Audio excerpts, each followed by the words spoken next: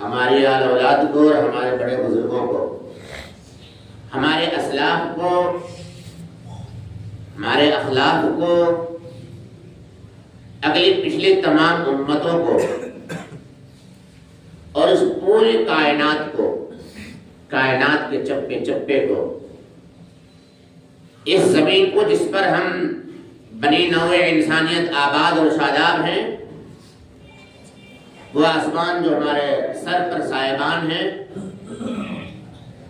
اور آسمان پر بسنے والی تمام مخلوقات، زمین میں آباد تمام مخلوقات، پہاڑوں میں آباد تمام مخلوقات، اور سمندر کی پوری ایک دنیا اور اس کی مخلوقات میں، خواہ فرشتوں کی جماعت ہو یا جناتوں کی یا انسانوں کی یا ہواؤں میں اڑنے والے پرندوں کی یا زمین پر رینگنے والے کیڑوں کی، خواہ وہ پھاڑ کھانے والے درندے ہوں یا وحشی جانور ہوں یا پالتو جانور، وہ مخلوقات جو ہمیں دکھائی دیتی ہیں، وہ مخلوقات بھی جو ہماری نظروں سے پوشیدہ ہیں، چھوٹی سے چھوٹی مخلوق اور بڑی سے بڑی مخلوق، ان تمام کا خالق ایک ہے، اور اس خالق کا نام ہے اللہ۔ اس خالق کا نام ہے اللہ۔ کوئی مانے نہ مانے، اس سے کوئی فرق نہیں پڑتا، کوئی اللہ کو اپنا رب تسلیم کرے یا نہ کرے، اس سے کسی پر کوئی فرق نہیں پڑتا، اور خاص طور سے جو خالق ہے، خود پیدا کرنے والا ہے اس کا، جو اللہ کو اللہ رب نہیں مانتا، اس اللہ رب کریم کی ذات پر بھی ذرہ برابر کوئی فرق نہیں پڑتا۔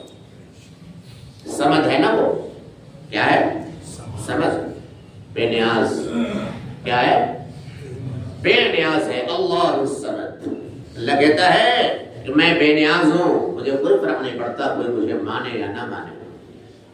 بہت دفعہ اولادیں ناہنجار نکل جاتی، غلط صحبتوں میں بیٹھ کر بےہودگی آ جاتی، اور اپنے باپ کے آنکھوں میں آنکھیں ڈال کر اور سامنے مقابلہ کرتے ہوئے اولاد یہ کہہ دیتی ہے کہ تم میرا لگتا ہے کیا؟ میں نہیں جانتا کہ تو میرا باپ ہے۔ اس کے انکار کر دینے سے باپ کا رشتہ ختم نہیں ہو جاتا۔ کوئی اولاد باپ کا باغی بن جائے تو اس بغاوت کی وجہ سے یہ جو خون کا رشتہ ہے اللہ نے جو باپ بیٹے میں قائم کیا ہے، اللہ کے رجسٹر میں رجسٹرڈ ہے، لکھا ہوا ہے، وہ مٹتا نہیں۔ کوئی اللہ رب کریم کو اپنا رب تسلیم نہ کرے، اس کے تسلیم نہ کرنے سے وہ رب نہیں رہتا، ایسا نہیں ہو سکتا، وہ تو رب ہے سب کا۔ اگر اس کی شان تو دیکھو، ایک بندہ ملحد ہے، زندیق ہے، کمیونزم ہے، اللہ کا کھلا کھلا انکار کرنے والا ہے، اور اللہ رب کریم کی شان دیکھو، ہم رحیم رحیم رحیم رحیم یہ دعائیں دیتے نا، رحمان میرا رب رحمان، میرا رب رحمان، میرا رب رحیم، میرا رب رحیم۔ اللہ کی ذات کی قسم، پوری کائنات اس جملے کو، اس خدائی صفت والے نام کو جو بولتی ہے نا، پوری دنیا مل کر کے بھی میرا اللہ، آپ کا اللہ اتنا رحیم اتنا کریم ہے کہ پوری کائنات مل کر کے بھی رحیم رحیم اور رحمان رحمان بولے۔ اللہ رب کریم جتنا رحیم ہے، جتنا رحمان ہے، پوری مخلوق مل کر کے بھی حق ادا نہیں کر سکتی۔ دیکھ لو کیسے لوگوں کو بھی اللہ رب کریم عزت سے نواز رکھا، تندرستی دے رکھی، خوبصورتی دے رکھی۔ ایسا بندہ بھی اسے بھی کھلا رہا ہے، پلا رہا ہے، کھایا پیا سب ہضم بھی ہو رہا ہے، اسے نیند بھی آ رہی ہے۔ اللہ رب کریم نے کچھ چھینا نہیں اس سے، نہ کھانا بند کیا، نہ پانی بند کیا، نہ نیندیں چرائی، نہ کسی طرح کا کوئی معاملہ اس کے ساتھ کیا۔ چھوٹ دے رکھی ہے، مہلتیں دے رکھی ہیں، شاید اب سمجھ میں آ جائے اس کے۔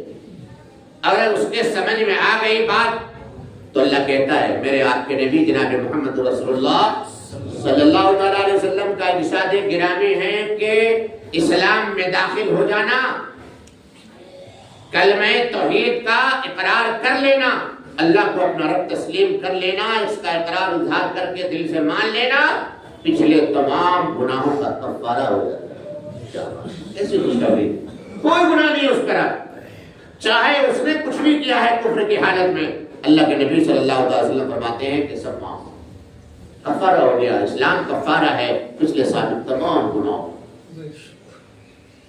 جو لوگ توحید پرست نہیں ہیں، جو اللہ کو نہیں مانتے، اللہ رب کریم نے اگر انہیں چھوٹ دے رکھی ہے، ڈھیل دے رکھی ہے، تو ہم توحید والے دھوکے میں آئے. یہ دنیا دارالعمل ہے. کیا ہے؟ دارالعمل، کام کرنے کی جگہ ہے.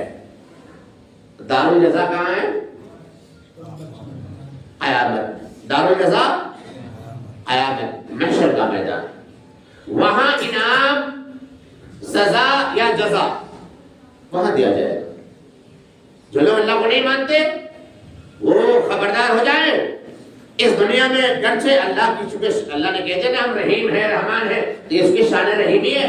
جو اللہ یہاں سب کچھ اسے دے رہا ہے، پورے ڈھیل دے رکھی ہے، اور اگر اپنی حرکتوں سے وہ باز نہیں آئے تو اللہ رب کریم یہاں بھی سزا دے سکتا ہے، اور دی ہے سزا اللہ رب کریم نے.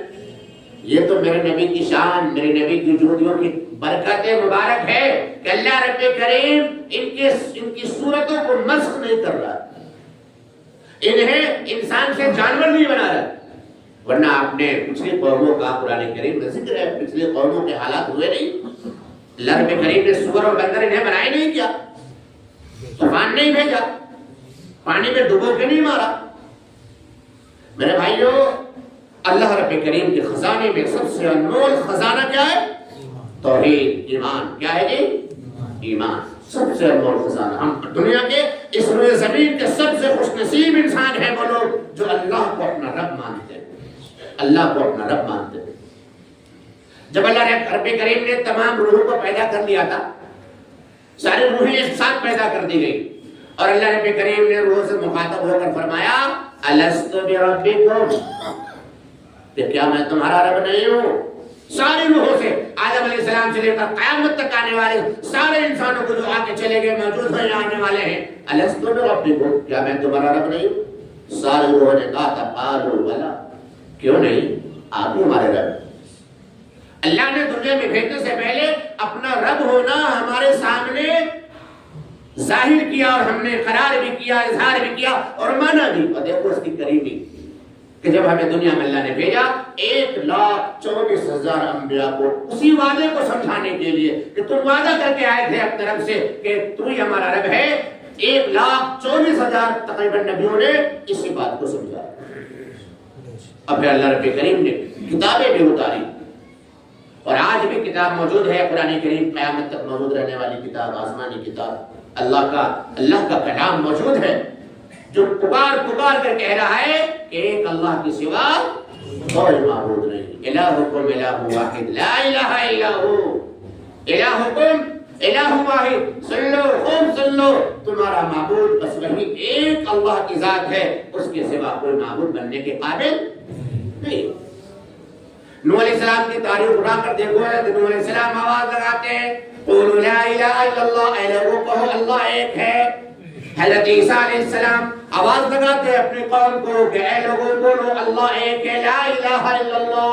حضرت موسیٰ علیہ السلام کی بھی یہی دعوت ہے. حضرت عیسیٰ علیہ السلام بھی اپنی قوم کو توحید کی دعوت دے رہے ہیں. حضرت آدم علیہ السلام اپنی اولاد کو سمجھا رہے ہیں کہ اے میری اولاد، ایک اللہ کے سوا کسی کی عبادت نہ کرنا، کیونکہ عبادت کے لائق بس ایک اللہ کی ذات ہے. حضرت یعقوب علیہ السلام کا مشن ایک اللہ، شعیب علیہ السلام کی مشن ایک اللہ، حضرت عزیر علیہ السلام کا مشن ایک اللہ، حضرت ابراہیم علیہ السلام تسلیم کی دعوت ایک اللہ، حضرت اسماعیل علیہ السلام کی دعوت ایک اللہ، حضرت اسحاق علیہ السلام کی دعوت ایک اللہ. تمام نبیوں کی آپ تعلیم اٹھائیں گے، ان کی تبلیغ کو دیکھیں گے تو سب یہ کہتے نظر آتے ہیں لا الہ الا اللہ، لا الہ الا اللہ، کوئی معبود نہیں ہے سوائے اللہ. میرے بھائیوں، اس ایمان اور اس توحید کی قیمت اگر پوچھنی ہو تو حضرت سیدنا بلال رضی اللہ تعالیٰ عنہ سے ملاقات کرو. دشمن ہیں، مار رہے، پیٹ رہے، گھسیٹ رہے، عرب کی تپتی ہوئی ریت پر انہیں لٹایا جاتا ہے، گرم چٹان ان کے سینے پر رکھ دیا جاتا ہے اور کہا جاتا ہے کہ تو عہد کرنا بند کر دے. جتنا ان سے کہا جاتا ہے اتنا ہی عشق میں، عشق خدا میں ڈوب ڈوب کر وہ کہتے ہیں احد احد احد احد. اللہ ایک ہے، اللہ ایک ہے۔ دشمنوں بگاڑ لو تم سے جو بگڑے بگاڑ لو، میں بلال تو اپنے رب کو دل دے چکا، اپنے رب کو سمجھ چکا کہ میرا اللہ بس ایک ہے، ایک کے سوا کوئی نہیں ہے۔ دشمن مار مار کر تھک جاتے، صحابہ کو ترس آیا، ہمارے آقا صلی اللہ علیہ وسلم تڑپتے ان کی بے چینی، ان کی تکلیف کو دیکھ کر۔ پھر وقت آیا حضرت سیدنا بلال، حضرت سیدنا ابو بکر صدیق رضی اللہ تعالیٰ عنہ نے انہیں خرید کر آزاد کیا۔ حضرت بلال حبشی رضی اللہ تعالیٰ عنہ، حضرت عبداللہ رضی اللہ تعالیٰ عنہ، جن کا خطاب ہے ذوالبجاتین۔ ذوالبجاتین کا معنی ہے دو چادروں والے۔ جب انہیں پتا چلا کہ ایک نبی پیدا ہوئے، وہ ایک اللہ کی دعوت دیتے ہیں، حضرت عبداللہ ذوالبجاتین رضی اللہ تعالیٰ عنہ بارگاہ رسالت میں حاضر ہوتے ہیں اور قدم مبارک میں بیٹھتے ہیں اور کہتے ہیں کہ میں گواہی دیتا ہوں کہ ایک اللہ کے سوا کوئی معبود نہیں، اور یہ کہہ کر مسلمان ہو جاتے ہیں۔ گھر آتے ہیں، گھر میں بھی کوئی مسلمان نہیں ہے۔ اچھا، جب کبھی کہیں ذکر ہوتا، آقا صلی اللہ علیہ وسلم کا نام آتا تو جھوم جاتے، محبت سے ان کا چہرہ دمدمانے لگتا، کھل اٹھتا۔ گھر کے لوگ نوٹس کرتے رہے۔ ایک وقت آیا کہ ان کے والد کھڑے ہو گئے اور کہا، عبداللہ کیا تو ایمان لے آیا ہے؟ کیا تو اپنے باپ دادا کو دین کو چھوڑ کر تو محمد کا دین قبول کر چکا ہے؟ حضرت عبداللہ ذوالبجاتین رضی اللہ تعالیٰ عنہ ساختہ بے ساختہ کہتے ہیں، ہاں میں نے محمد صلی اللہ علیہ وسلم کا دین قبول کر لیا ہے۔ چاچا نے مارا، تاؤ نے مارا، گھر کے چھوٹے بڑوں نے تو خوب پٹائی کی، والد محترم نے بھی بہت اچھے سے کوٹا اور پیسا، اور میرے بھائیوں ان پر ظلم کی حالت دیکھو، توحید کی قیمت دیکھو، ایمان کی قیمت اگر پوچھنی ہے حضرت عبداللہ ذوالبجاتین رضی اللہ تعالیٰ عنہ سے پوچھو۔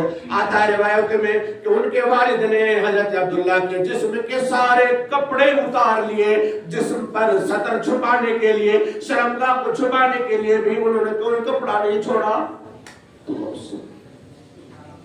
اور کہہ دیا نکل جاؤ گھر سے، میرا تیرا کوئی رشتہ نہیں ہے۔ مادرزاد ننگا کر کے گھر سے نکال دیا۔ ماں تو ماں ہوتی ہے، ماں کو بڑا ترس آیا کہ میرا جوان بیٹا باہر ننگے جائے گا کیسے؟ ماں ایک طرف سے آتی ہے، اپنے اوپر پڑی ہوئی چادر جو اوڑھ رکھی تھی عبداللہ ذوالبجاتین کے حوالے کرتی ہے، کہتی ہے کہ بیٹا بس میں کچھ اور تو تجھے نہیں دے سکتی، لے یہ چادر لے جا اور اپنے شرم و حیا کی جگہ کو ڈھانک لے، چھپا لے۔ حضرت عبداللہ ذوالبجاتین رضی اللہ تعالیٰ عنہ اس چادر کو دو ٹکڑے کرتے ہیں، ایک ٹکڑے تہمت کی جگہ کمر میں باندھتے ہیں اور اپنی شرمگاہ کو، اپنے پردے کی جگہ کو چھپاتے ہیں، دوسرے ٹکڑے کو اوڑھ لیتے ہیں اور فوراً بارگاہ رسالت میں حاضر ہوتے ہیں۔ اللہ کے نبی صلی اللہ علیہ وسلم استقبال کرتے ہیں حضرت عبداللہ ذوالبجاتین کا۔ وقت آیا گیا، اصحاب صفہ میں آپ کو داخل کر دیا گیا۔ قسمت دیکھو، دنیا نے ان کے جسم کے کپڑے اتارے تھے، توحید کی وجہ سے کپڑے چھین لیے گئے تھے، ان کو ننگا کیا گیا تھا۔ محمد رسول اللہ صلی اللہ علیہ وسلم کی اس پیاری دین کی وجہ سے، ایمان کی وجہ سے جب ان کا انتقال ہوتا ہے، اللہ کے نبی، میرے نبی، کائنات کے نبی جناب محمد رسول اللہ صلی اللہ علیہ وسلم اپنی چادر مبارک حضرت عبداللہ ذوالبجاتین رضی اللہ تعالیٰ عنہ کی کفن کے لیے بھیجتے ہیں۔ صحابہ کو کہتے ہیں کہ لے جاؤ میری چادر، میرے اس چادر میں اپنے بھائی عبداللہ کو کفناؤ۔